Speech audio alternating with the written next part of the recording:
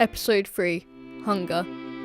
Woking, 14th of May, 1910. As the suffragette movement grows in support, more women are choosing militant forms of protest to get their message across.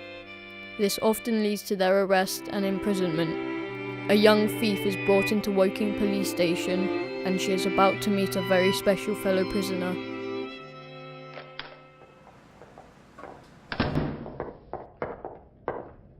Caught up with this one on the market street, sir. You again, don't you get tired of all of this? Just get on with it. She's been like this all the way in, sir. Has she now? Hardly had a civil word out of her. Very unladylike. For God's sake, don't talk to me about ladies, Constable. Sorry, sir. Never mind. What's the charge with this one? Theft, sir. Stole a loaf of bread. Why on earth would you do that? I was hungry. So are my kids. Well, why wasn't your husband providing for you? If you can find him, you can ask him, can't you? Right. Name? Rebecca Marshall, Mrs. Rebecca Marshall. Address? number 5 Wick Street Lane. Got someone for me?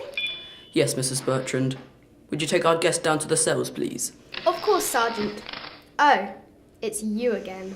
Put her in 5. Next two? That's right, we are nothing if not democratic. Whatever you say, Sergeant. This way.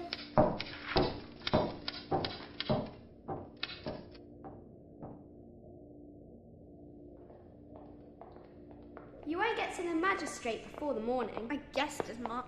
Be a busy day for him tomorrow. That's a fact. Well, we've got a special guest in. Really, and who's that? You'll see for yourself, won't you?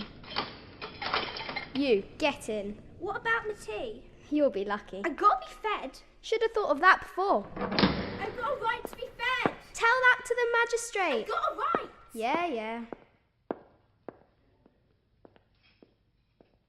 You do. You have every right. What's that? You're quite correct. You have a right to be fed. It's the law. Exactly. And if they do not feed you, you have recourse to complain. Indeed I do. We must cling on to every right that we possess, however meager. Couldn't agree more. Who are you then? My name's Carlotta. I'm Rebecca. Delighted to meet you, Rebecca. What are you in for then? Don't sound like you belong in this place. I was arrested for disturbance of the peace. Really? And whose peace did you disturb? I smashed the window of a shop.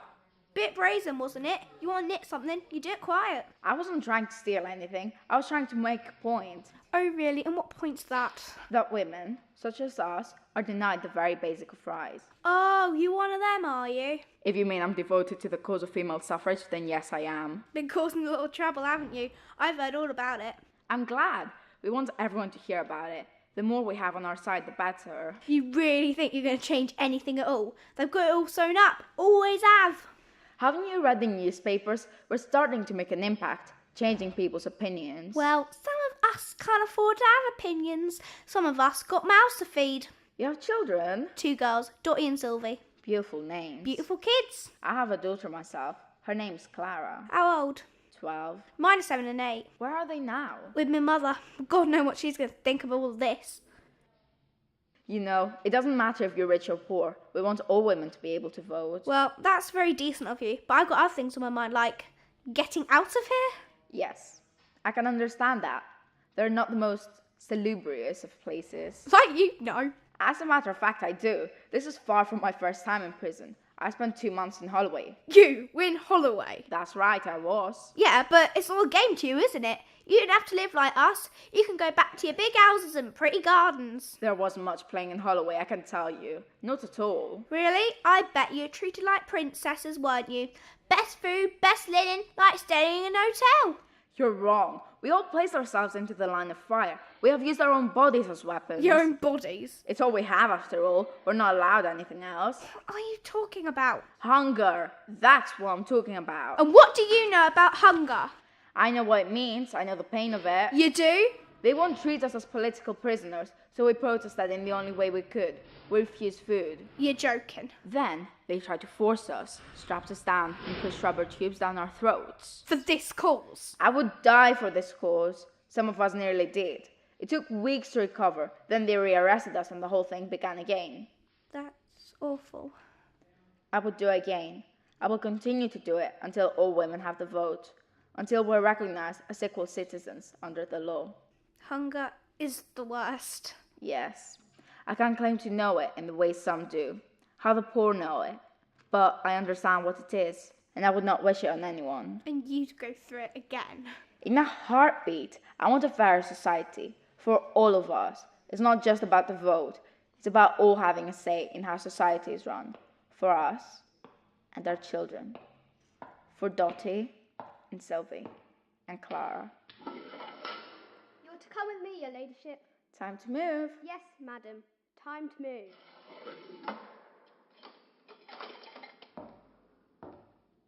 Goodbye, Rebecca, and good luck. Wait. I'm sorry. I was wrong to say what I did. You're not playing a game.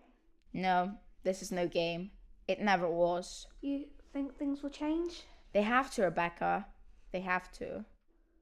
This way, your ladyship. Time to go. In episode 3, Hunger, the narrator was Ryan Ahmed, Goodhall was played by Louis Penn, Wilson by Daniel Ballard, Rebecca by Jessica Hoare, Mrs. Bertrand by Jenna Vine, and Carlotta by Polly Moshuris.